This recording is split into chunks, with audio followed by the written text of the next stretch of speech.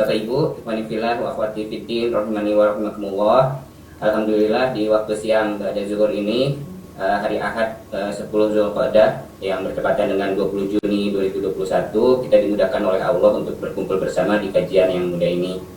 Sholawat berserta salam kita aturkan kepada Nabi kita yang mulia Rasulullah Muhammad SAW beserta keluarganya, para sahabatnya dan para pengikutnya. Dan semoga Allah mengumpulkan kita semua bersama mereka, golongan yang bersama Nabi alaihissalam.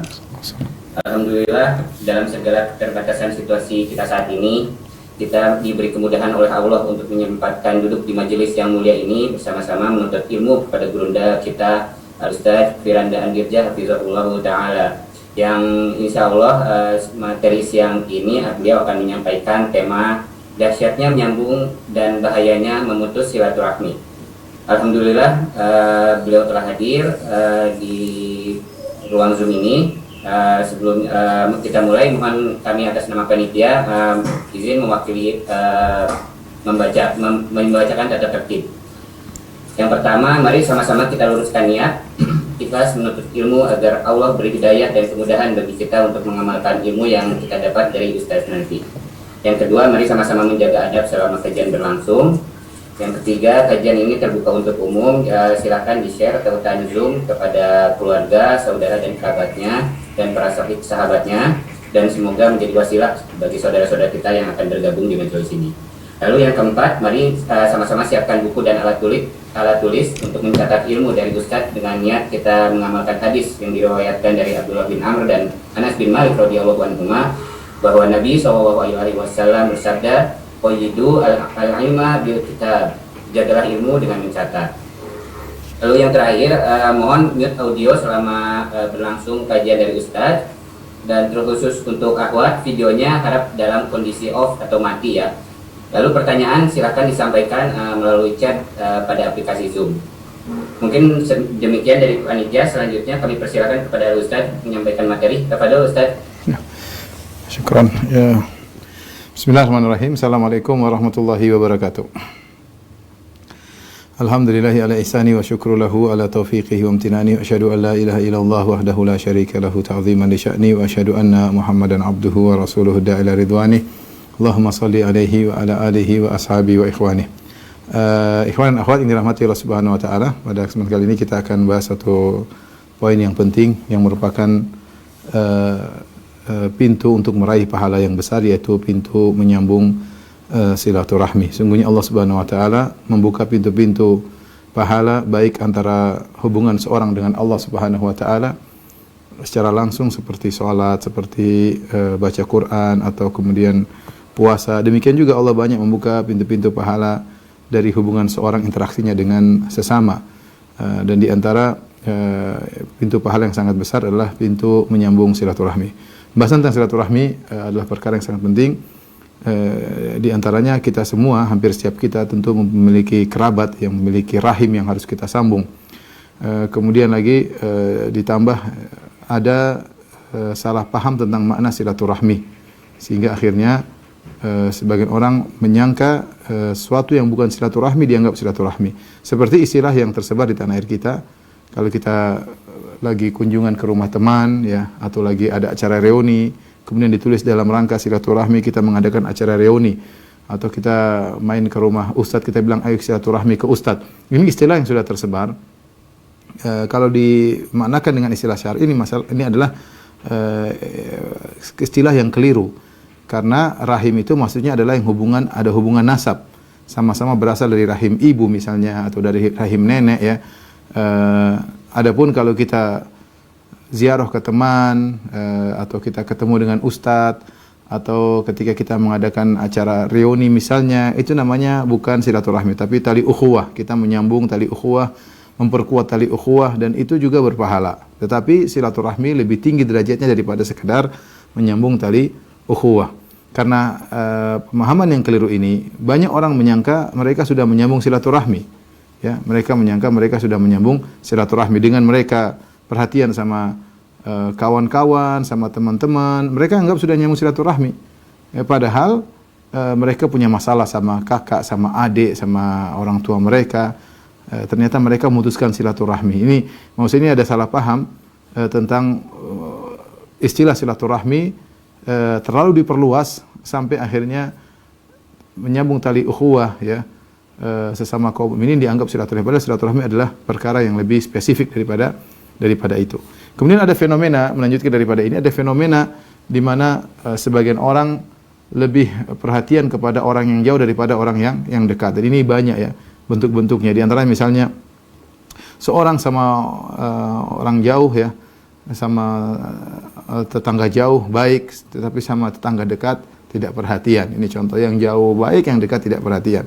Seperti seorang sama orang-orang miskin begitu perhatian, sama pembantunya yang miskin, sama supirnya yang miskin dia tidak begitu perhatian. Sampai ada seorang supir yang pernah mengeluh, dia mengatakan, majikan saya begitu baik ya, saya sering disuruh mengantar bantuan ke tempat-tempat yang jauh, sementara saya sendiri tidak pernah diberi bantuan oleh majikan. Ini contoh, sama yang jauh baik, sama yang dekat kurang baik. Demikian juga misalnya seorang suami, masya Allah, sama teman-temannya baik, tapi sama orang terdekatnya, istrinya, anak-anaknya kurang perhatian. Atau sebaliknya, seorang wanita sama kawan-kawannya ramah, begitu baik, mesra dan macam-macam, tapi begitu sama suaminya kurang hormat, tidak perhatian ya. Demikian juga kepada anak-anaknya ya. Dan di antaranya adalah seorang begitu baik sama kawan-kawannya, ya dia rela berkorban waktunya, rela berkorban uangnya, hartanya ya, demi kawan-kawannya, sementara kerabat-kerabatnya ya, yang merupakan rahim dia tidak dia perhatikan. Tidak dia perhatikan ya.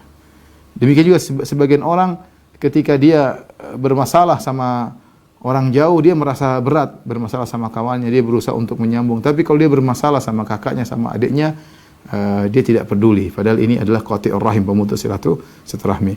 Karena ada pergeseran makna silaturahmi menjadi lebih umum, ini membantu orang salah paham tentang silaturahmi.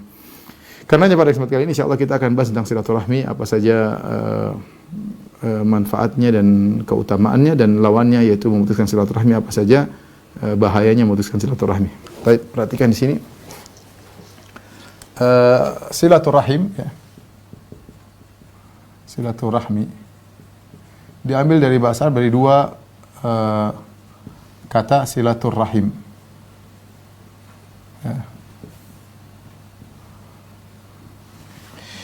Silah secara bahasa Arab artinya menyambung. Rahim artinya rahim ibu, rahim wanita. Ini yang disebut dengan menyambung. Rahim maksudnya menyambung keluarga yang masih ada hubungan nasab ya. Perhatikan kerabat kita, ada kerabat seseorang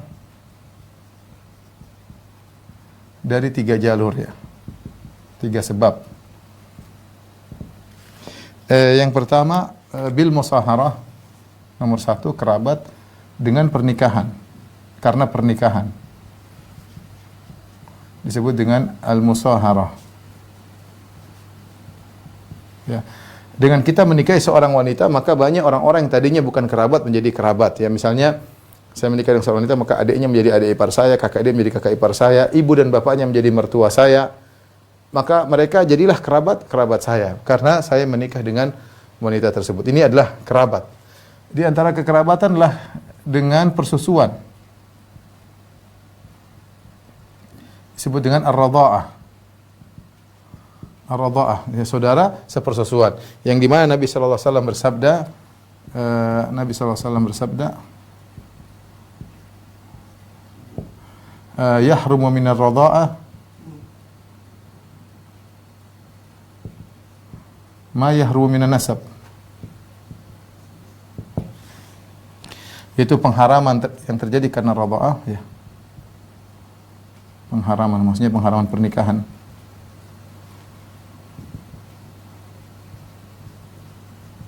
Karena persusuan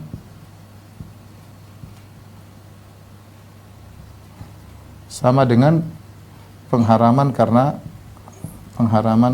nasab.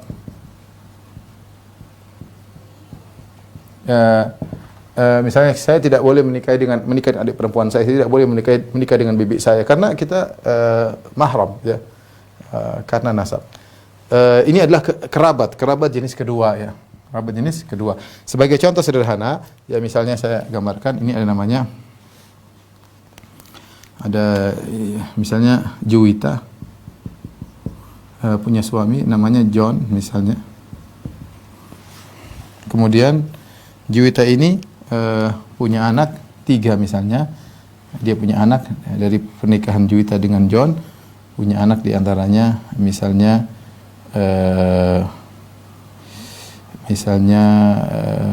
Bagus misalnya atau Agus ya, jangan Bagus.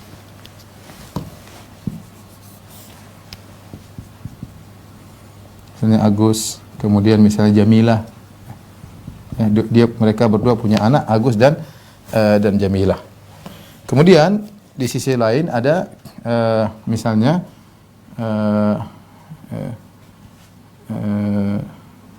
Mita misalnya menikah dengan misalnya Roni ya.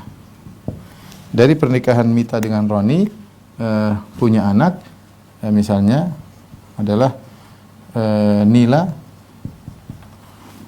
dengan Santo misalnya ya. Atau jangan Santo ya. Sony misalnya. Baik. Perhatikan ternyata Nila disusui oleh Juwita. Disusui. Yang disusui oleh Juwita dengan 5 susuan karena syarat menjadi persusuan harus 5 susuan.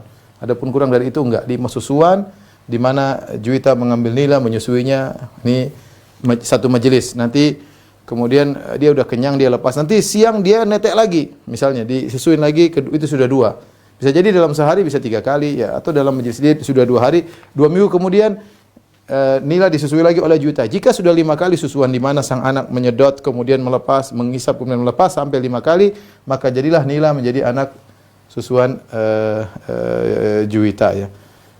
Apa yang terjadi? Maka Juwita menjadi ibu susuan Nila.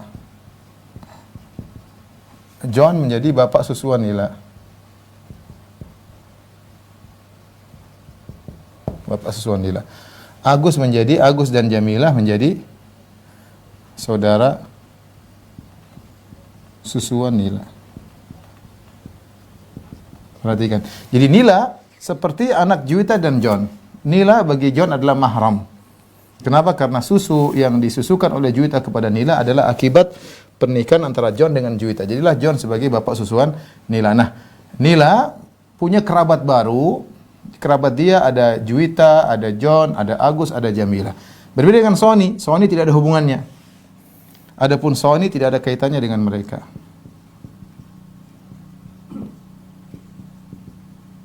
Tidak ada hubungan kekerabatan.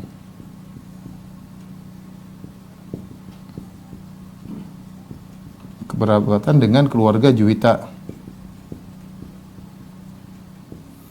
Artinya apa? Artinya Sony boleh menikah dengan Jamilah, boleh. Karena Sony nggak ada hubungan dengan dia, boleh menikah dengan Jamilah. Tapi kalau Nila nggak boleh menikah dengan Agus, karena Nila dan Agus mahram, Nila dengan John juga mahram. Ini contoh misalnya yang kata Nabi, yahrum minar radha'ah ma yahrum minan nasab. Pengharaman yang timbul karena persusuan sebagaimana pengharaman yang timbul karena satu darah atau satu nasab. Hubungannya sama, cuma bedanya tidak ada kaitannya antara Nila dengan keluarga ini masalah warisan. Jadi radha'ah tidak menyambung masalah warisan, cuma masalah kemahraman dalam pernikahan. Ada dalam warisan tidak ada. Contoh dalam hal ini adalah misalnya Nabi sallallahu alaihi wasallam. Nabi sallallahu alaihi wasallam punya saudara susuan, di antaranya Hamzah bin Abdul Muttalib dan Abu Salamah. 3 orang ini kalau saya tidak salah ingat, Muhammad sallallahu alaihi wasallam, Abu Salamah dan Hamzah bin Abdul Muttalib disusui oleh Thuwaibah.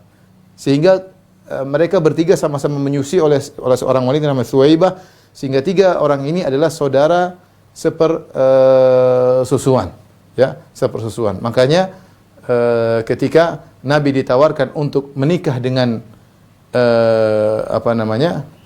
putrinya Abu Salamah, maka Nabi mengatakan dia adalah putri dari akhi minar radha'ah. Ya, seakan-akan itu adalah ponakan Nabi sallallahu alaihi wasallam.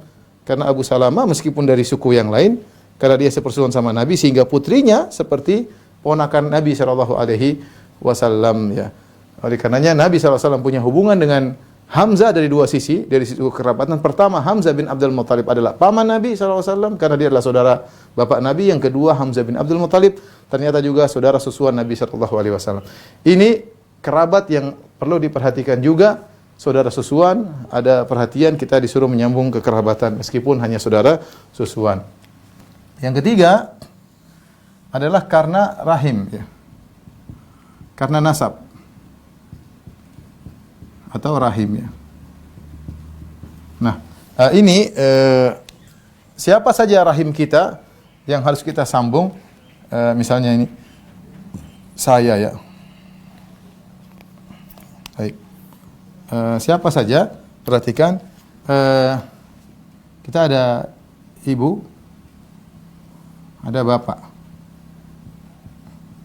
atau ayah. Ibu ada nenek dari ibu, kemudian ada kakek. Ini sama, ini juga ada nenek, kemudian kakek.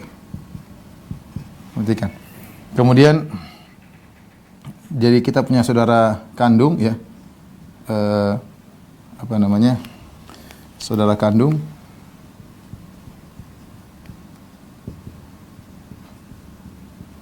Maksudnya seayah dan seibu. Ya. Kemudian kita punya juga saudara seayah atau seibu saja, ya. Saudara seayah atau seibu, ya. Saudara seayah misalnya bagaimana? Misalnya ayah kita, ibu kita meninggal, kemudian ayah kita nikah lagi sama wanita lain.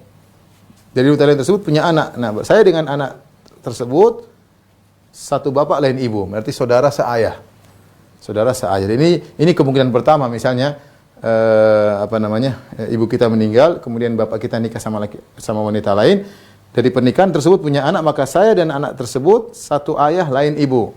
Atau bapak kita punya istri lebih dari satu, dia punya istri 2 atau 3, ternyata punya anak-anak banyak dari istri kedua, istri ketiga, istri keempat, maka saya dan anak-anak tersebut atau kita dan anak tersebut adalah sama-sama saudara seayah tapi lain ibu, ya, lain ibu. Seperti Bani Israel, Yakub alaihissalam punya istri 4, dari 4 tersebut punya anak banyak. Yang saudara seayah dan seibu misalnya Binyamin dan Yusuf. Binyamin dan Yusuf punya ibu namanya Rahil. Adapun sisa yang lain 10 adalah saudara sebapak dengan mereka, lain ibu. Ya. Bisa juga seibu, lain bapak. Contohnya gimana? Ibu menikah kemudian bapak kita meninggal. Bapak kita meninggal, ibu kita nikah lagi, punya anak. Nah, berarti kita sama dia seibu, lain bapak. Atau ibu kita dicerai oleh bapak kita, kemudian dia nikah dengan laki-laki lain, punya anak, berarti kita saudara seibu. Tapi saudara yang kandung ini lebih kuat daripada saudara seayah maupun seibu. Kemudian di antaranya juga yang merupakan rahim adalah anak-anak kita, kemudian apa? Cucu. Demikian juga anak-anak ini namanya keponakan.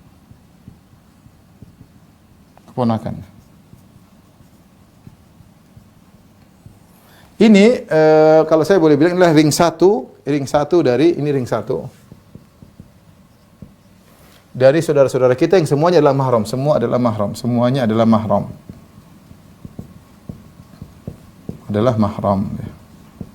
Kita mahram dengan anak, mahram dengan ponakan, mahram dengan saudara sebapak, mahram dengan ibu, saudara kandung. Nah, adapun sepupu, maka sebagian ulama mengatakan termasuk daripada mahram dari kerabat yang wajib. Ada yang mengatakan tidak wajib karena dia ring 2, karena sepupu bukan mahram kita. Kita boleh menikah dengan sepupu. Inilah ring 1 yang disebut dengan kekerabatan karena nasab karena rahim. Ya, karena kita dari rahim ibu atau rahim nenek, dan kita juga berasal dari rahim nenek dari sisi bapak, ya. Jadi inilah yang disebut dengan kerabat. Nah, perhatikan, kita ada skala prioritas bahwasanya ketika kita menyambung silaturahmi, yang paling utama adalah ini, yang rahim ini, perhatikan. Karena yang dimaksud dengan silaturahmi itu yang ini. Ini kerabat model kedua, kerabat model ketiga, kita juga dituntut untuk berbuat baik kepada mereka, tapi jangan sampai kita salah prioritas. Yang paling utama adalah ring satu kita, inilah yang disebut dengan rahim. Kita perhatian sama bapak, ibu, kakek, nenek, saudara kandung, saudara saya seibu, anak-anak, ponakan-ponakan. Itu yang harus kita perhatikan. Oh, masih ada kurang di sini lagi. Saudara bapak, saudara ibu tentunya. Ya. Saudara atau saudari ibu. Ya. Kalau kita bilang misalnya paman dan bibi, sama juga sini saudara atau saudari bapak. Yang kita bilang misalnya om atau tante, ya, om atau tante. Inilah ring satu, saya lupa tadi, ini juga ring satu. Hadapan anak-anak mereka, sepupu, ini dimasukkan dalam ring 2. Anak-anak mereka, anak saudara bapak, saudara ibu kan sepupu. Ini masuk pada ring 2. Inilah ring 1 yang harus kita perhatikan. Kenapa demikian? Saya perlu ingatkan hal ini karena ketika kita tidak memahami tentang rahim, terkadang kita salah prioritas. Ya, contoh, sebagian lelaki dia lebih perhatian kepada keluarga istri daripada keluarganya sendiri. Dia lebih perhatian daripada rahim istrinya daripada rahimnya sendiri. Benar kita dituntut berbuat baik kepada rahim istri, tapi rahim istri bukan rahim kita. Istri punya rahim sendiri, dia punya bapak, punya mereka kerabat, lebih utama kerabat yang langsung satu nasab dengan kita. Bukan berarti ketika kita memperhatikan yang ini kita melalaikan yang kerabat ini enggak, tetapi ada skala prioritas, ya, ada skala prioritas. Seperti saya katakan sebagian lelaki misalnya lebih perhatian kepada mertuanya daripada ibunya sendiri. Ini fatal. Lebih perhatian daripada mertuanya daripada ibunya sendiri. Ini salah, ya. Karena tidak mungkin disamakan antara ibu mertua dengan ibu kandung. Tidak mungkin disamakan, ya. Tidak mungkin disamakan. Karena ibu kandung yang mengandung kita, yang bertarung dengan kematian ketika melahirkan kita, yang menyusuh kita dan yang ibu mertua enggak. Ibu mertua, kita membantu istri kita untuk berbakti kepada ibunya. Tetapi kita berkaitan dengan ibu mertua bukan seperti ibu kandung kita, ya. Bukan seperti jangan kita menyamakan ibu kandung kita dengan ibu mertua, ya. Ibu mertua beda, ibu mertua kalau ibu kandung cuma satu, ibu mertua bisa ibu mertua 1, ibu mertua 2, ibu mertua 3, ibu mertua 4, bisa 4. Kadang ibu mertua bisa ganti dengan variabel yang lain kalau cerai misalnya. Oleh karenanya ini yang paling penting, ya, dan kita harus punya skala prioritas, ya. Tapi ini yang penting kita paham tentang masalah apa yang dimaksud dengan rahim. Inilah rahim. Selain ini kita akan bahas tentang keutamaan silaturahmi dan bahayanya memutuskan silaturahmi. Tolong dihapus.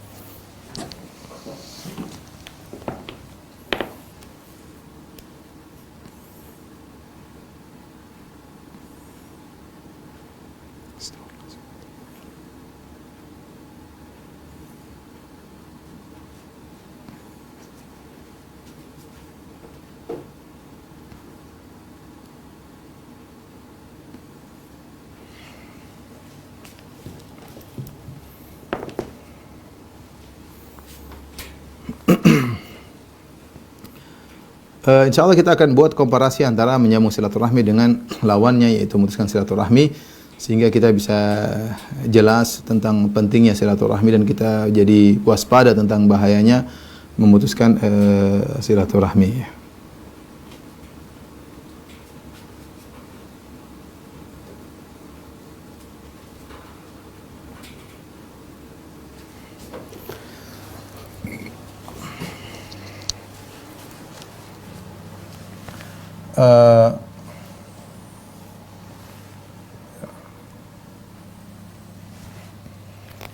Kita di sini menyambung silaturahmi.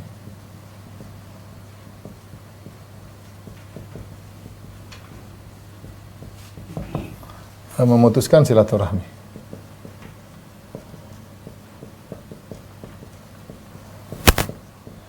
Memutuskan silaturahmi. Sebelum kita membahas tentang menyambung silaturahmi dan memutuskan silaturahmi, bagaimana cara menyambung silaturahmi? Cara menyambung silaturahmi.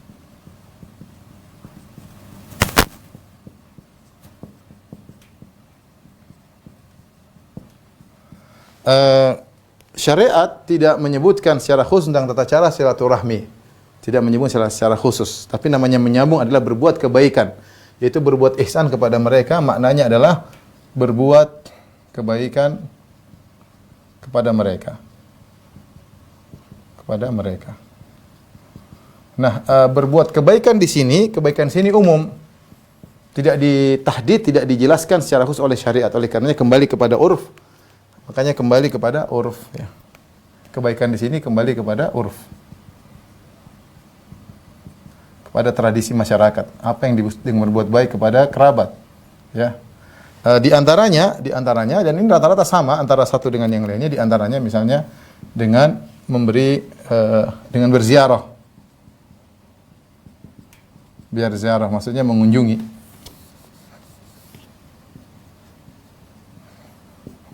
Ini di antara bentuk menyambung silaturahmi. Kemudian di antaranya menyalami,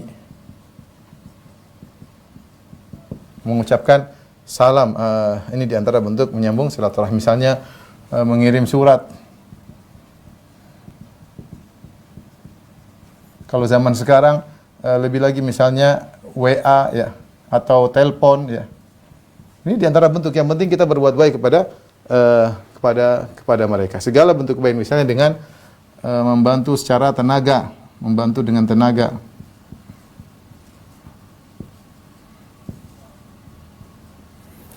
Kemudian di antaranya yang paling utama adalah misalnya membantu dengan materi. Ini di antara hal yang paling penting dalam menyambung silaturahmi, ya, menyambung silaturahmi. Oleh karenanya dalam Al-Qur'an, ya, banyak sekali Allah mendahulukan, memerintahkan untuk menyambung kerabat daripada orang miskin dan daripada anak yatim, ya. Bahkan lebih utama daripada membantu anak yatim dan fakir miskin.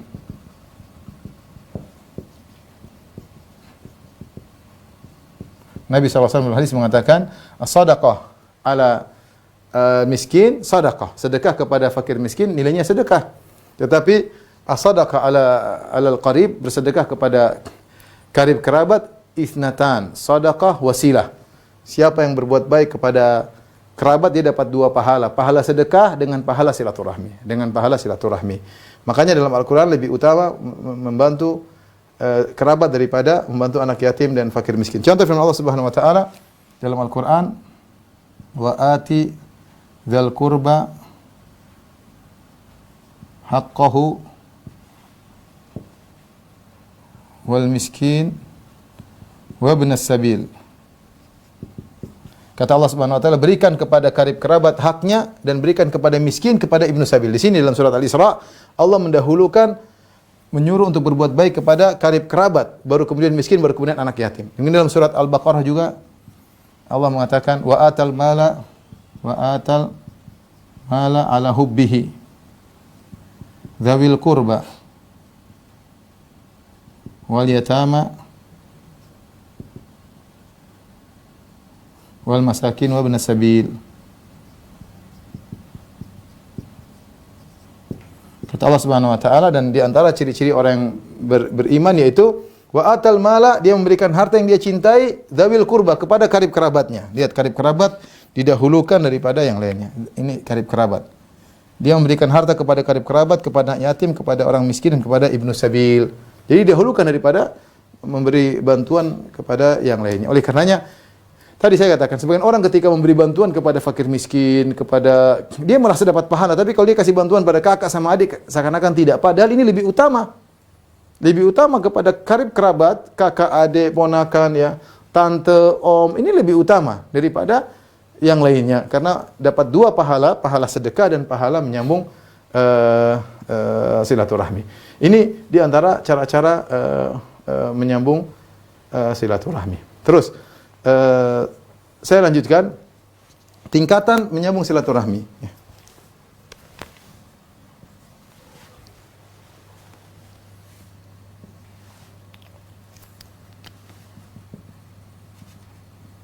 Tingkatan menyambung silaturahmi.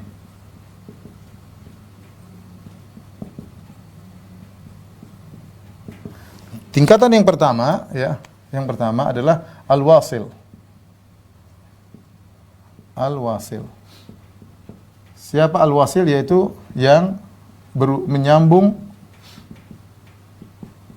kerabat yang memutuskan. Yang memutuskan. Ini yang paling top. Berarti dia menyambung silaturahmi karena Allah Subhanahu wa taala. Dalam hadis kata Nabi sallallahu alaihi wasallam, "Laisal wasil bil mukafi. Wa innamal wasil man idza quti'at rahimuh wasalah."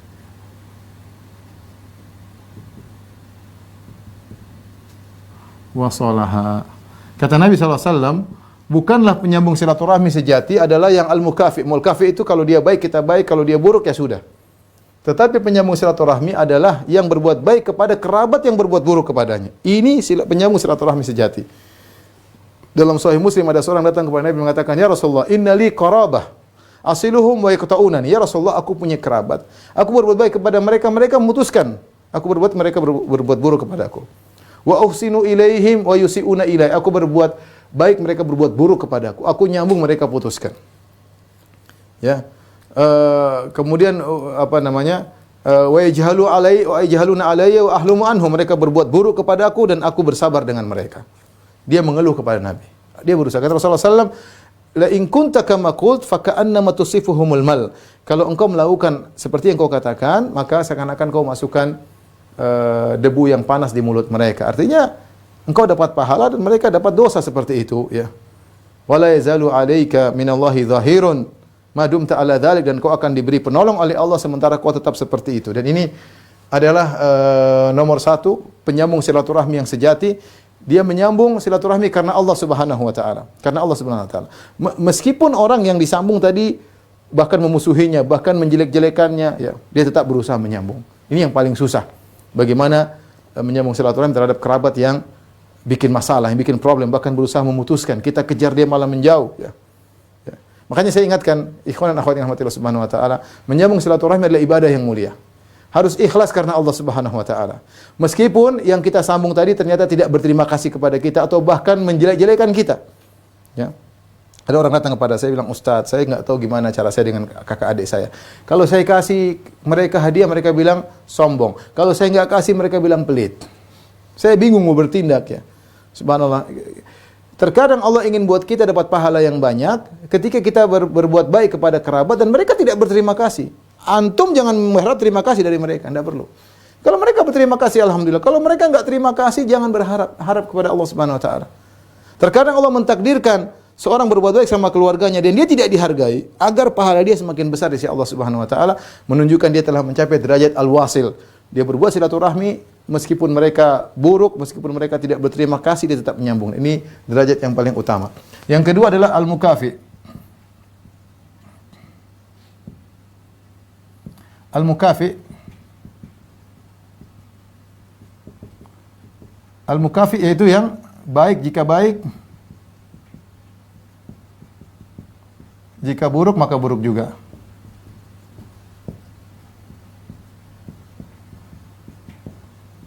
Ini derajat yang hanya berbuat baik kalau dibaikin. Ya, hanya dibuat baik kalau dibaikin, ya. Atau ya. Kalau buruk dia tidak nyambung silaturahmi, sudah diburuk ya sudah, ya. Ini al-mukafi, ya. Mungkin dia artinya al-mukafi itu hanya membalas. Ini derajat yang di bawah, dan yang paling parah adalah al-qati, pemutus silaturahmi. Al-qati, pemutus silaturahmi. Cari masalah terus. Kalau ketemu dengan keluarga, cari masalah.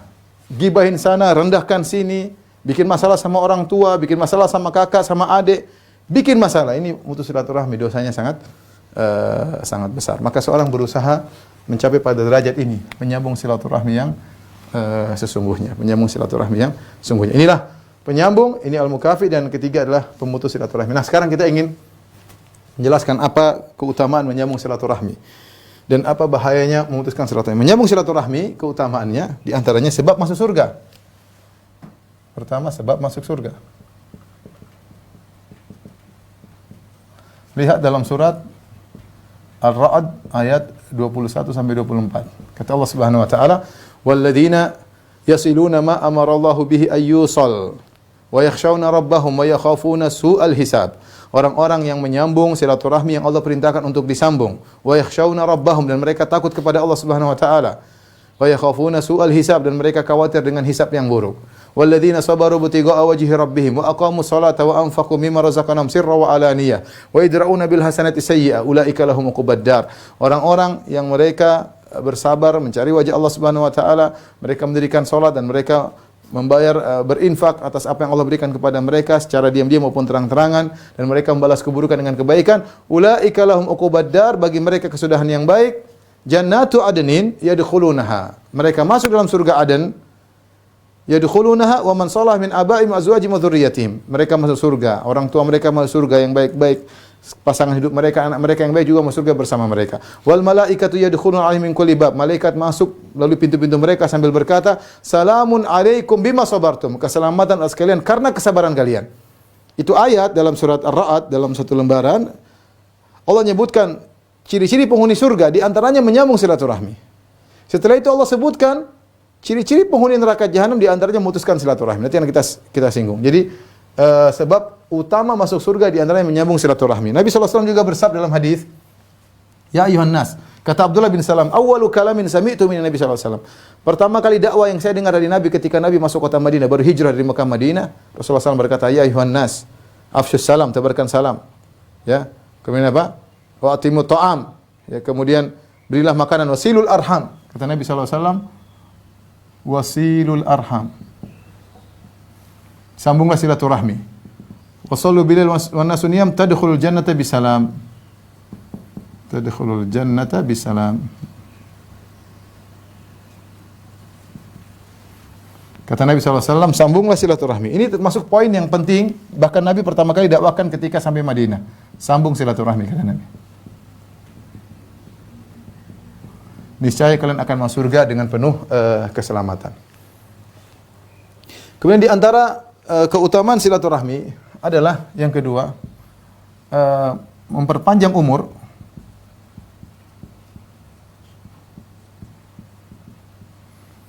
Yang ketiga adalah menambah rizki, melapangkan rizki. Dalam hadis Nabi SAW bersabda, ya, man ahabba,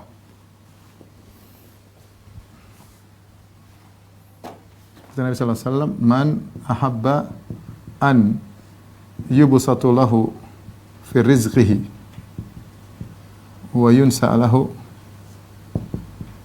fi atharih falyasil rahimah. Kata Nabi SAW, siapa yang ingin dilapangkan rizkinya,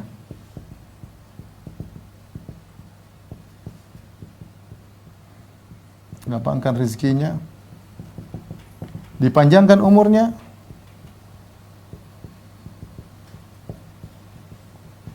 sambunglah silaturahmi. Silaturahmi.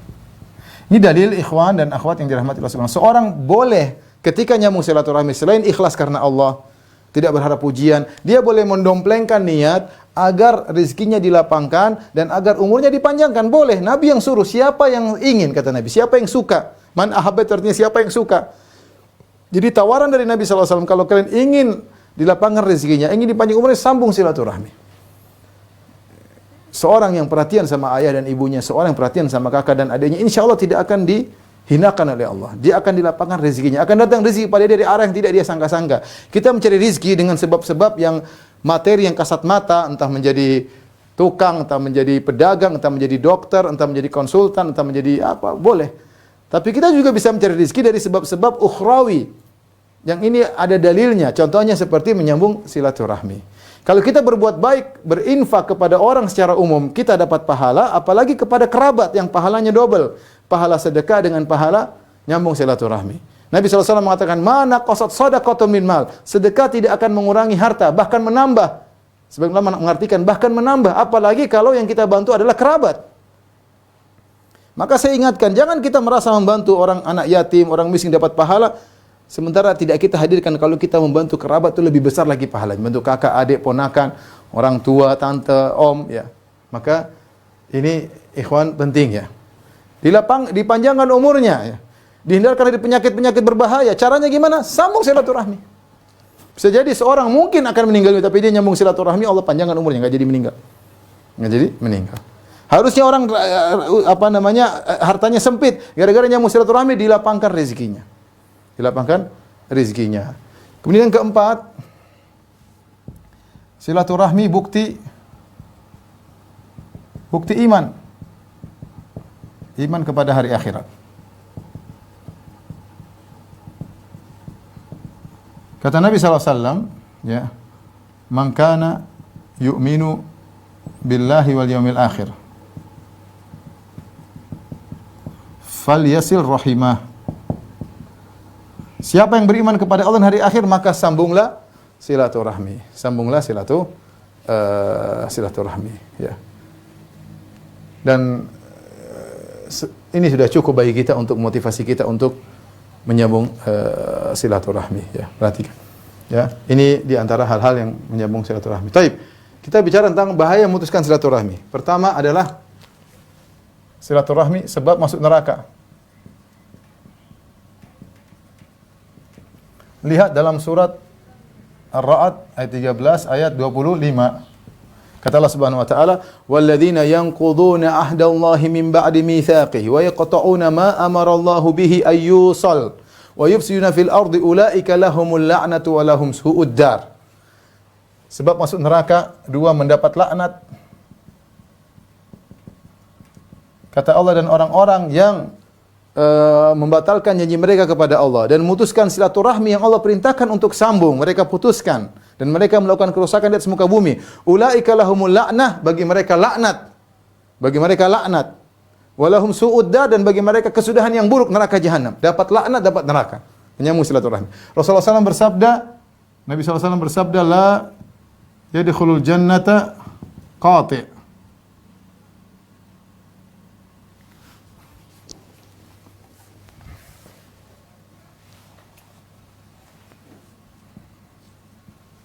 Tidak masuk surga pemutus silaturahmi. Tidak masuk surga pemutus silaturahmi. Hati-hati. Kemudian juga dalam ayat yang lain, Allah Subhanahu wa taala menyebutkan bahwasanya fahal asaitum, dalam surat Muhammad, fahal asaitum in tawallaitum an tufsidu fil ardi wa tuqatti'u arhamakum ulaika alladhina la'anahumullah fa asammahum a'ma absarahum. Kata Allah Subhanahu wa taala, wa tuqatti'u, dalam surat Muhammad, wa tuqatti'u arhamakum ulaika alladhina la'anahumullah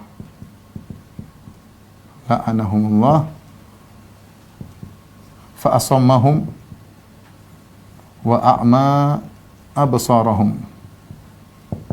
Mengerikan, kata Allah Subhanahu wa taala, dan kalian memutuskan silaturahmi kalian, mereka itulah orang-orang yang dilaknat, dibutakan, ditulikan dan dibutakan. Jadi orang yang memutuskan silaturahmi ditulikan oleh Allah. Maksudnya ditulikan apa? Dia dengar ayat, dengar ceramah, dia enggak paham. Dibutakan, dia tidak melihat kebenaran depan matanya, tidak melihat. Sudah buta mata, buta hati, repot. Ini akibat dia memutuskan silaturahmi. Selain dapat laknat, diancam neraka, ditulikan, dia dibutakan oleh Allah Subhanahu wa taala. Laknat maksudnya dijauhkan dari rahmat Allah Subhanahu wa taala. Kemudian di antaranya pemutus silaturahmi merupakan ciri orang fasik. Di antara ciri orang fasik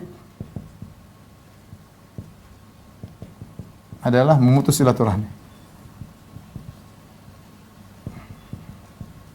Dalam surat Al-Baqarah kata Allah Subhanahu wa taala, wa ma yudhillu bihi illa al-fasiqin. Wa ma yudhillu bihi illa al-fasiqin. Alladzina yanquduna ahda Allah min ba'di mitsaqihi wa yaqta'una ma amara Allah bihi. Kata Allah, dan Allah menyesatkan dengan perumpamaan tersebut orang-orang yang fasik, orang-orang fasik. Allah sesatkan orang-orang fasik. Siapa orang fasik tersebut? Alladzina yanquduna ahdallahi min ba'di mitsaqihi wa yaqta'una, dan memutus silaturahmi. Ciri mereka di antaranya memutus silaturahmi. Ini menunjukkan pemutus silaturahmi dosa besar karena disifati oleh Allah dengan fasik. Kalau menyambung silaturahmi memperpanjang umur, menambah rizki, maka pemutus silaturahmi mudah dapat azab, mudah dapat hukuman di dunia sebelum di akhirat.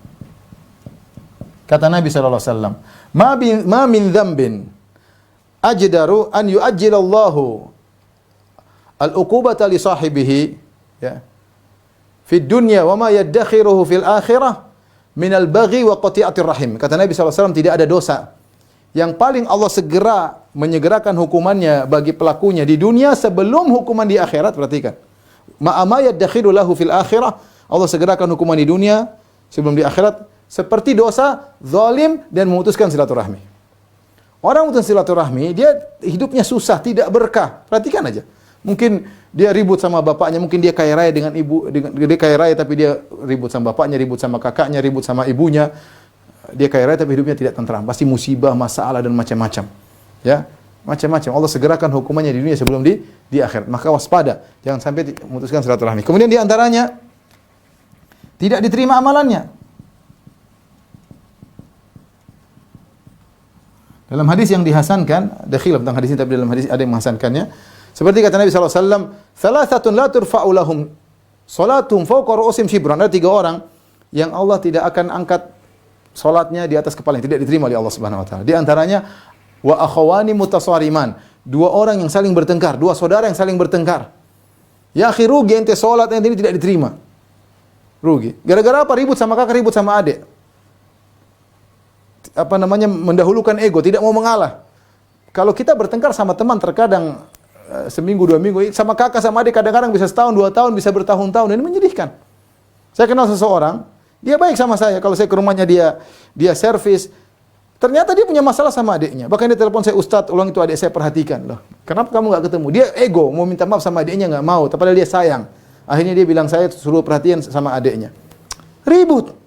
Padahal dia baik, bisa jadi suratnya nggak diterima gara-gara ribut sama adiknya. Kemudian tidak diberi bonus ampunan. Yang ke-6,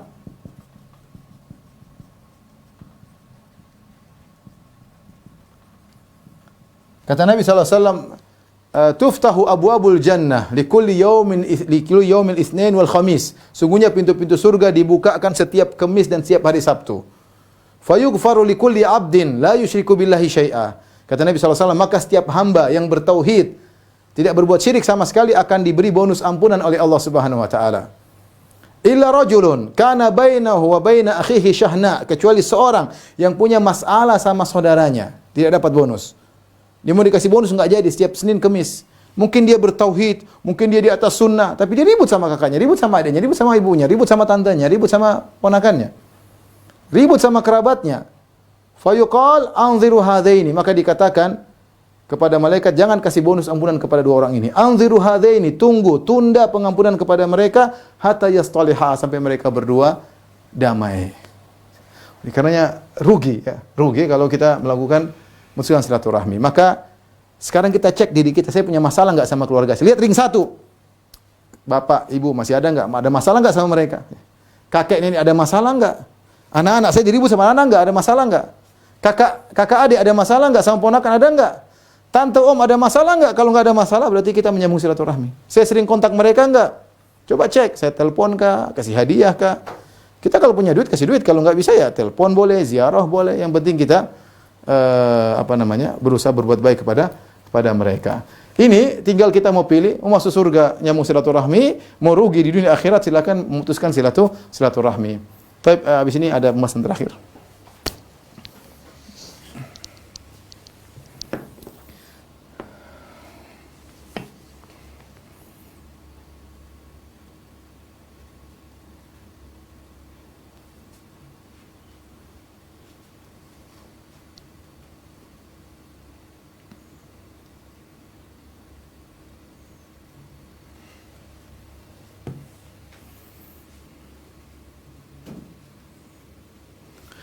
Baik, yang terakhir ikhwan dan akhwat yang dirahmati Allah Subhanahu wa taala, beberapa hal yang harus kita perhatikan dalam menyambung silaturahmi. Yang pertama, sudah saya singgung tadi bahwasanya menyambung silaturahmi adalah ibadah yang agung. Ketika itu merupakan ibadah harus ikhlas kepada Allah. Tidak boleh kita menyambung silaturahmi karena riya. Jangan kita berbuat baik sama ayah dan ibu kita pamer-pamerkan di medsos, jangan. Ya, jangan juga kita berbuat baik sama kakak dan adik mengharap pujian mereka, tidak perlu. Ya, kita berharap mereka baik sama kita, tapi jangan kita berharap pujian disanjung, enggak. Ya, karena ini adalah ibadah. Ibadah disyaratkan harus adanya ikhlas kepada Allah Subhanahu wa taala. Sebagian orang Masya Allah mereka nyambung salat tapi mereka pamer-pamer, cerita kesana kemari. Tidak perlu. Tidak perlu, alhamdulillah kita sebisa mungkin amal saleh kita sembunyikan, tidak perlu kita ceritakan sana sini. Ya kalau orang tahu ya enggak urusan. Yang penting kita bukan sengaja untuk men-share. Kemudian yang kedua, tadi saya sudah singgung juga, tatkala kita tahu amal saleh kita karena Allah Subhanahu wa taala, maka bisa jadi apa yang kita usahakan belum tentu berdampak baik. Kita mungkin berusaha berbuat baik sama kakak, sama adik, tetapi yang kita dapatkan ternyata keburukan, misalnya mereka menghina kita terkadang, merendahkan kita. Contoh, kita yang berbuat baik sama kakak dan adik, ternyata kita orang miskin. Kita mungkin bawa kue, mungkin malah, kue kayak apa ini bawa ke sini. Ini contoh kita berusaha berbuat baik, ternyata dia merendahkan kita. Ya, sudahlah, tidak apa-apa. Kita boleh sakit hati, tapi sudahlah. Ini memang pahalanya di sini. Agar kita dapat pahala murni dari Allah Subhanahu wa taala. Meskipun mereka berbuat buruk, tetap kita sambung silaturahmi. Ingat, meskipun mereka berbuat buruk, tetap sambung silaturahmi. Itulah al-wasil, penyambung silaturahmi yang sesungguhnya. Kemudian menyambung silaturahmi memang butuh perjuangan, ya. Perlu kesabaran dan perlu takut kepada Allah. Makanya tadi dalam surat Ar-Ra'd Allah berfirman, perhatikan, walladzina yasiluna ma amarallahu bi ayyusal wa yakhshawna rabbahum, dan orang-orang yang menyambung silaturahmi yang Allah perintahkan. Kemudian Allah sambung, Allah mengatakan wa yakhshawna rabbahum, dan mereka takut kepada Allah. Wa yakhafuna su'al hisab, dan mereka takut dengan hisab yang buruk, ya. Karena kalau kita enggak nyambung silaturahmi, hisab kita masalah nanti hari kiamat. Makanya Allah Subhanahu wa taala menyebutkan dalam Al-Qur'an, fa idza ja'atis sakha yauma yafirul mar'u min akhihi, ketika ditipu sangkakala seorang lari dari saudaranya, ya. Wa ummihi wa abi, dari bapaknya, dari ibunya. Wa sahibatu wa bani, lari dari ibunya, lari dari istrinya, dari anak-anaknya. Kenapa? Takut dituntut, ada hak yang tidak dia tunaikan, di antaranya pemutus silaturahmi. Maka ingat, mereka seorang menyambung silaturahmi wa yakhshawna rabbahum wa yakhafuna su'al hisab. Menyambung silaturahmi karena takut kepada Allah dan takut dengan hisab yang buruk. Walladzina sabaru btigha wajhi rabbihim, dan mereka bersabar dalam mengharap wajah Allah. Butuh kesabaran. Makanya di akhir ayat Allah menyebutkan jannatu adnin yadkhulunaha wa man shala min abaihim wa azwajihim wa dzurriyyatihim wal malaikatu yadkhuluna alaihim min kulli bab. Ketika mereka masuk surga, para penyambung silaturahmi masuk surga, malaikat datang beri salam kepada mereka dengan berkata, salamun alaikum bima sabartum, keselamatan atas kalian karena kesabaran kalian. Ini isyarat bahwasanya nyambung silaturahmi butuh kesabaran, tidak mudah. Kadang kita lebih mudah untuk interaksi dengan kawan daripada dengan kerabat. Kerabat sensi, ada inilah, ada kecemburuan, ada hasad, ada dengki. Sebagaimana sebagian kawan cerita kepada saya. Maka seorang bersabar. Dan ingat juga, wa yadra'una bil hasanati sayyi'ah. Ingat dalam ayat surat Ar-Ra'd juga. Mereka membalas keburukan dengan kebaikan. Ini semua memotivasi kita untuk ikhlas dan bersabar dalam menyambung silaturahmi. Kemudian, ikhwan dan akhwat yang rahmati Allah Subhanahu wa taala, di antara bentuk menyambung silaturahmi yang paling utama tadi sudah saya singgung adalah memberi materi. Dan tatkala kita memberi materi, yang paling utama adalah memberi materi yang kita sukai. Allah mengatakan dalam surat Al-Baqarah kalau tidak salah 177, wa atal mala ala hubbihi dzawil qurba. Dan orang yang memberikan hartanya yang dia cintai kepada karib kerabatnya. Jadi yang dia berikan harta bukan harta yang dia tidak sukai, tapi harta yang dia cintai. Ini berlaku pada kaum muslimin secara umum, kita membantu dengan harta yang kita cintai, apalagi kepada karib kerabat. Makanya Allah sebutkan dalam surat Al-Insan tentang ciri-ciri penghuni surga. Kata Allah Subhanahu wa taala, "Wa yut'imuna at-ta'ama 'ala hubbihi miskinan wa yatiman wa asira. Innama nut'imukum liwajhillah la nuridu minkum jazaa'a wala syukura." Dan mereka para penghuni surga tersebut, wa yut'imuna at-ta'ama, mereka memberi makanan. Yang makanan tersebut 'ala hubbihi, mereka cintai. Miskinan, mereka berikan kepada orang miskin, wa yatiman, kepada anak yatim, kepada asir, kepada tawanan, ya. Ini dipraktikkan oleh sebagian sahabat. Bahkan sebagian sahabat ketika memberi bantuan kepada tawanan perang dalam perang Badar, padahal tawanan tersebut orang kafir, tapi mereka mengamalkan ayat ini. Mereka bawa korma, mereka bawa roti. Tentu lebih enak roti daripada korma, ya. Gandum lebih enak daripada korma, tapi mereka berikan roti tersebut kepada tawanan sementara mereka makan korma. Sampai yang tawanan yang makan roti merasa enggak enak, gimana? Kami ditawan, kami makan lebih enak daripada yang menawan kami. Tapi mereka menerapkan ayat tersebut, ya. Oleh karenanya memberi sesuatu yang kita sukai kepada kerabat yang baik. Jangan kita bilang sama adik kita misalnya, Dek, ini ada kulkas bagus luar biasa, tapi lagi rusak. Ini buat kamu aja, kamu perbaiki ya. Ini namanya kita kasih kulkas rusak ya. Kalau mau kita perbaiki, atau kita belikan yang baru, berikan buat adik kayak buat kakak kayak. Ada mesin cuci, berikan yang baru ya. Itu namanya kita berkorban memberikan apa yang kita sukai. Kita punya duit banyak nih, kita kasih ini duit, kita suka. Siapa yang nggak suka sama duit sih? Semua orang suka sama duit. Kalau punya duit, kalau ATM banyak hidup tenang, kalau ATM nggak jelas hidup agak goyang ya. Tapi kita ini ya duit ya, saya suka dengan duit ini, saya ingin kasih sama kerabat saya ya. Saya ingin kasih sama kerabat saya, kasih bismillah. Allah akan ganti dengan lebih banyak. Ya, Allah akan ganti dengan lebih banyak. Oleh karenanya menyambung silaturahmi bukan perkara yang sepele, dia perkara besar, pahalanya besar sebab masuk surga, tapi seorang harus mengerjakannya dengan ikhlas dan mengharap ganjaran dari Allah Subhanahu wa taala. Demikian apa yang bisa saya sampaikan pada ikhwan dan akhwat sekalian. Selanjutnya saya kembali kepada akhi Kibong Abu Misyal ya untuk menyampaikan pertanyaan. Wallahu a'lam bishawab. Jazakallahu khairan. Alhamdulillah Ibu Bapak, Ustaz telah menyampaikan materi dahsyat yang menyambung dan bahayanya memutus silaturahmi.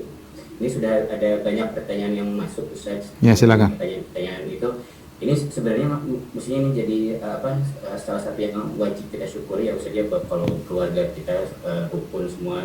Alhamdulillah ya. Dari silaturahmi ya Ustaz, yang nggak boleh lalai kita syukuri karena di luar banyak yang masih ada masalah dengan karib kerabatnya Ustaz. Ini ada pertanyaan Ustaz. Yang pertama masuk ke box kami ini. Bismillah. Assalamualaikum warahmatullahi wabarakatuh. Semoga Ustaz dan keluarga selalu dalam lindungan Allah. Izin bertanya Ustaz. Yang pertama, beliau ada dua pertanyaan Ustaz. Yang pertama, jika saudara kandung tapi zalim, saudara kandung tapi zalim selalu menyakiti hati orang tua dan kasar kepada kakak-kakaknya, walau sudah dinasehati tapi tidak berubah, bahkan melakukan kekerasan fisik, dan beberapa kali diusahakan untuk berbaikan tapi lebih banyak mudaratnya bila berhubungan. Apakah boleh menjauh saja? Kalau memang kalau memang dengan mendekat kemudian akan menimbulkan kemudaratan, maka tidak mengapa kita menjauh, tetapi tetap pada hal-hal tertentu tetap kita salami, tetap kita kirim kartu lebaran misalnya ya. Tetap kita berbuat baik kepada istri dan anak-anaknya misalnya, atau atau suaminya kalau itu perempuan ya. Intinya kita jangan putuskan. Kita tetap nasihat. Nasihat itu, kita menasihati itu bentuk silaturahmi. Silaturahmi itu kan semua kebaikan. Menasihati adalah bentuk silaturahmi, mendakwahi adalah bentuk silaturahmi. Kadang seorang kerabat kita silaturahmi bukan duit karena dia lebih kaya daripada kita. Ya sudah, kita dengan nasihat, dengan bimbingan, dengan tidak mengganggu dia ya. Jadi kalau memang mendekat dengan dia memberi mudaratan kepada ibu kita menjauh. Karena ini ada hal yang berbahaya, apalagi sampai pada siksaan fisik, maka kita menjauh. Tapi jangan kita putus, tetap HP tetap nyambung. Kalau lebaran atau Ramadan tetap kita kirim kartu lebaran, tetap kita kirim kata-kata seperti itu. Ya, kapan ada waktu kita mampir-mampir sebentar meskipun dia seperti itu ya. Kita menjauh darinya karena kemudaratan yang bisa dia timbulkan. Wallahu a'lam bishawab. Ini sering saya ditanya juga, Ustaz, kalau saya gabung dalam acara keluarga terkadang mereka suka ghibah, suka namimah, terkadang saya dihinakan, direndahkan. Apa yang saya lakukan? Saya bilang tetap datang, tapi jangan lama-lama. Datang sebentar, tampakkan wajah, salam-salam semua. Mohon maaf ada urusan. Karena kalau kita diam di situ kita semakin dihina, semakin direndahkan. Kalau kita enggak kuat, mending kita yang penting sudah tampakkan diri kemudian minta izin untuk pergi. Sehingga kita tidak memutuskan silaturahmi. Wallahu a'lam bishawab. Pertanyaan yang kedua masih dari beliau. Bila orang tua saya anak tunggal, tapi punya adik tiri satu ibu. Setelah orang itu tidak ada, kami membayar. Ulang gimana? Ulang Kibang. Ini bila orang tua saya anak tunggal, tapi punya adik tiri satu ibu. Lalu setelah ortu tidak ada, kami membatasi hubungan dengan adik-adik tiri orang tua karena mereka suka bergibah dan banyak melakukan bid'ah sehingga menimbulkan ketidaknyamanan bila berhubungan dengan mereka, sehingga berhubungan dengan mereka bila ada momentum spesial saja seperti hari raya. Apakah itu termasuk memutuskan dari silaturahim? Mudah-mudahan tidak mengapa ya. Kalau bisa kita sabar dan kita mulai mendakwahi kalau itu memungkinkan. Kalau tidak memungkinkan, setiap kita datang kita pasti dizolimi, tidak apa-apa kita membatasi, tapi tadi momentum-momentum jangan kita tinggalkan. Ya sudah, sebatas yang penting kita masih berbuat baik sama mereka, tidak mengganggu mereka. Ramadan kita, kapan ada kita kunjungan, kalau Lebaran kita datangi, kita ziarah, kita kunjungi ya. Mudah-mudahan tidak mengapa dalam sebahasa. Yang penting jangan kita memusuhi. Mereka musuhi, biarin mereka. Kita jangan musuhi. Kalau mereka menghina kita, merendahkan kita, sabar ya. Sabar. Karena memang begitulah kita kalau menyambung silaturahim butuh perjuangan, butuh kesabaran. Mudah-mudahan tidak jadi masalah. Tapi jangan terputus sama sekali. Jangan terputus sama sekali. Allah alam bisawab. Baik, lalu ada yang raise hand. Silakan. Ini Syakila. Apa ini? Ikhwan ya. Ikhwan silakan jika ingin bertanya. Sudah ada yang raise hand. Silakan. Ahli Syakila. Kalau Mahat Afwan sebaiknya di chat aja. Baik, kalau gitu kami kembali ke chat. Ya. Assalamualaikum warahmatullahi wabarakatuh. Semoga Ustaz dan keluarga selalu dalam lindungan Allah. Izin bertanya Ustaz, apakah jika kita tidak mau bertemu saudara sama seperti memutuskan silaturahim? Iya, kita asalnya kenapa kita tidak mau ketemu dengan saudara ya? Saudara kita. Meskipun saudara kita bilang kau jangan anggap aku sebagai kakakmu, atau kau jangan anggap aku sebagai adikmu, kau jangan anggap aku sebagai ibumu. Jangan pedulikan. Dia lagi emosi, tetap kita nyambung. Itulah tuntutan bahwasanya kita penyambung silaturahmi sejati. Ya, memang berat, saya bilang berat, tapi kita berusaha. Tetap berusaha berbuat baik ya. Bedanya apa al-wasil? Al-wasil itu orang berbuat baik sama kita, kita berusaha membalas keburukannya dengan kebaikan. Ada usaha, kita aktif untuk menyambung kembali. Meskipun kita gagal, nggak ada urusan, Allah tahu kita berusaha untuk menyambung. Lihat tadi seorang yang mengeluh kepada Nabi, saya berbuat baik, mereka memutuskan. Mereka berbuat keburukan, dia berusaha terus, tapi dia lanjut terus. Dan tadi Nabi mengatakan, kalau kau begitu, Allah akan ada malaikat yang akan menguatkan engkau. Kau akan bisa terus, dan berarti argo pahalamu jalan terus, dan pahalanya luar biasa. Menyambung silaturahmi kepada orang yang berbuat buruk kepada kita. Jadi jangan kita saya nggak mau ketemu, jangan. Kalau mungkin sewaktu karena lagi emosi ya enggak apa-apa, tapi kapan sudah reda kita berusaha kontak lagi. Kita mengalah terlepas saya yang salah atau dia yang salah. Ingat Nabi SAW berkata tentang dua orang. Kata Nabi SAW, la yahilu li muslimin an yahjura akhahu fawqa salas. Tidak halal bagi seorang muslim untuk mendiamkan saudaranya lebih daripada 3 hari. Yaltaqiyani. Jadi ini tidak berbicara tentang kerabat, tapi secara umum seorang dengan seorang muslim yang lain. Tidak halal bagi dia untuk mendiamkan saudaranya lebih dari 3 hari.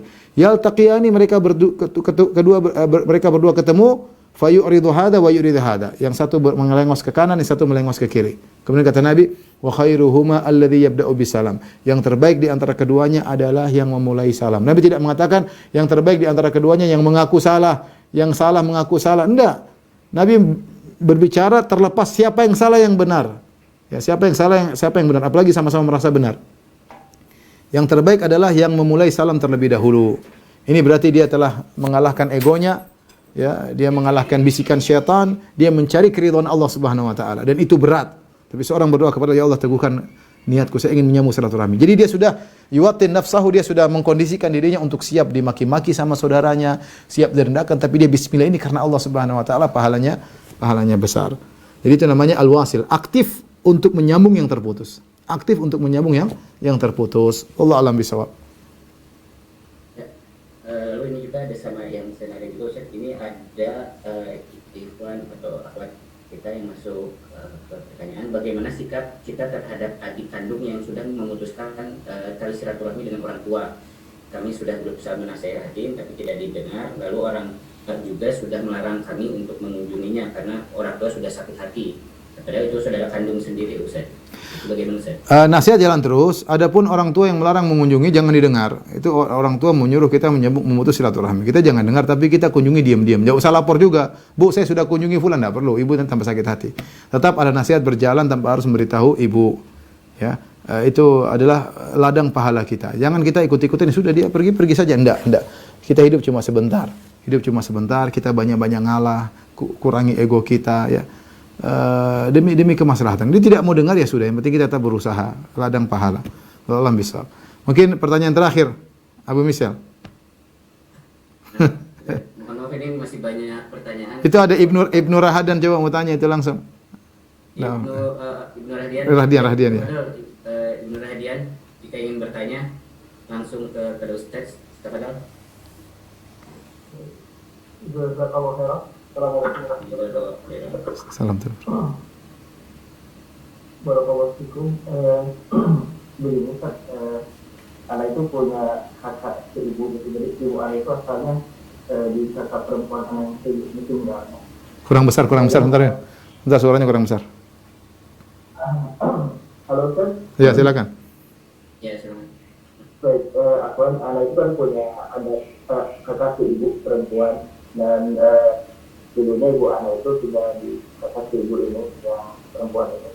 Kemudian anak juga punya adik ke ibu ke bapak. Nah, tahun kemarin itu ada permasalahan adik anak itu dengan kita. Nah, yang jadi permasalahannya itu kakak anak yang perempuan ini lebih membela istri dari adiknya sendiri. Jadi terus menganggap ke adiknya itu ke adik anak itu dia bukan adik, itu bukan siapa-siapanya, kamu yang adik saya gitu pada ke adik ipar itu di depan ibu anak sampai sakit hati gitu. Artinya pulang ke kampung halaman dan mungkin saya minta nasihatnya gitu karena sisi lain anak juga mau ke sana masih ditahan juga sama istri karena sering beberapa kali melakukan hal ini dan beberapa kali ibu anak juga sering pulang kampung halaman balik lagi gitu. Ini yang terakhir kalinya nggak mau gitu. Tapi anak itu ingin menjauh tapi ternyata suami dari kakak anak juga melakukan seperti itu gitu, sama jadi di tempat gitu. Mungkin anak minta nasihat Ya, apa namanya wallahu alam bisawab ya. Ini saya rasa adalah, kita tahu di antara ibadah yang mulia adalah islah zatil bain ya. Ini di antara ibadah yang agung adalah menyambung orang yang bertikai, apalagi yang bertikai tersebut ternyata saudara-saudara kita, mungkin satu saudara dari ibu, satu saudara kandung, tapi dua-duanya adalah kerabat kita.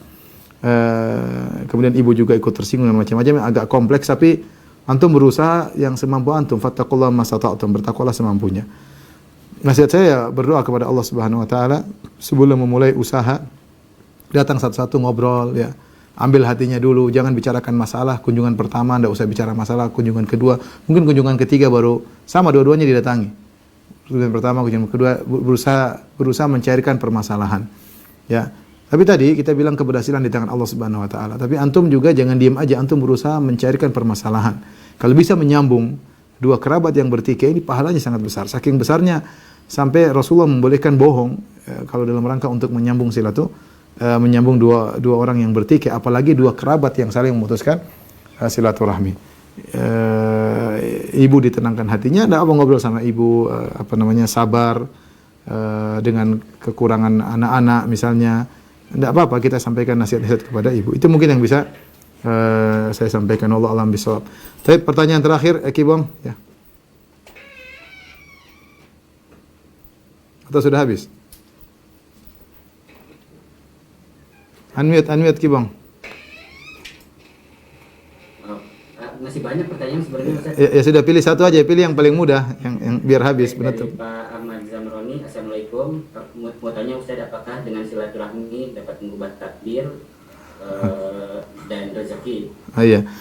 Takdir yang ditulis di Lauhil Mahfuz tidak akan berubah, tetapi yang ditulis catatan malaikat bisa berubah. Makanya Allah berfirman dalam surat Ar-Ra'd sendiri, mohon dicatat ya, di surat Ar-Ra'd ayat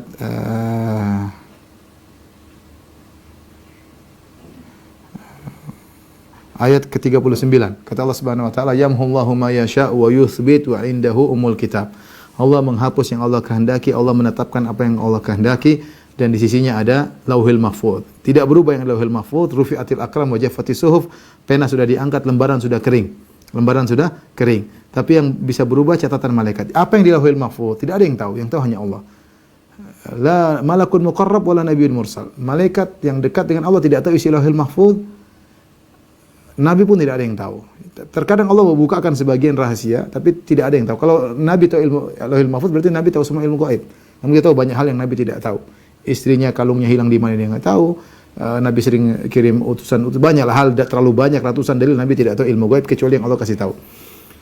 Nah, yang dicatat malaikat yaitu ketika seorang dijanin, maka Allah menyuruh malaikat mencatat, maka dia catat tentang rezekinya, tentang ajalnya. Ya.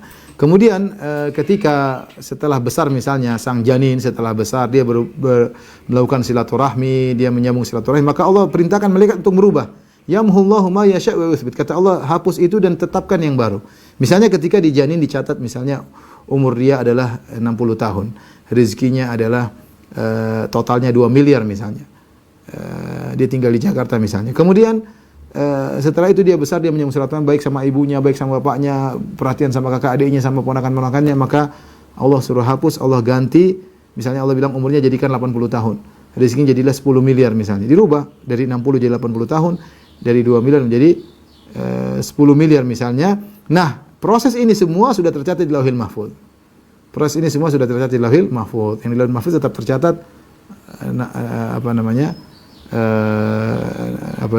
miliar dan 80 tahun. Allah alam bisawab, ini saya yang bisa sampaikan. Ustaz, boleh satu lagi Ustaz? Ini ada beberapa pertanyaan terkait persusuan. Persusuan Ya. kalau untuk aslinya dipompa itu tetap persusuan bukan Ustaz?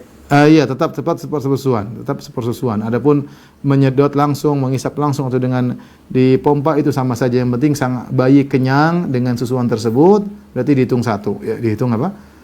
Satu. Dan adik-adik yang selanjutnya katanya tetap saudara sepersusuan, ibu susu melahirkan setelah itu? Oh iya, tetap sama, karena susunya sama. Maksudnya saudaranya si Jamila sama Agus kan? Iya. Kan Nila disusui sama Juwita. Juwita punya anak Jamilah dan Agus. Terus punya adik lagi Joni apa dan macam-macam. Itu semua jadi saudara susuan Nila. Ya? Sudah ya? Ya, Allah barik fiik. Assalamualaikum warahmatullahi wabarakatuh. Waalaikumsalam warahmatullahi wabarakatuh. Demikian Bapak Ibu, ikhwan sekalian.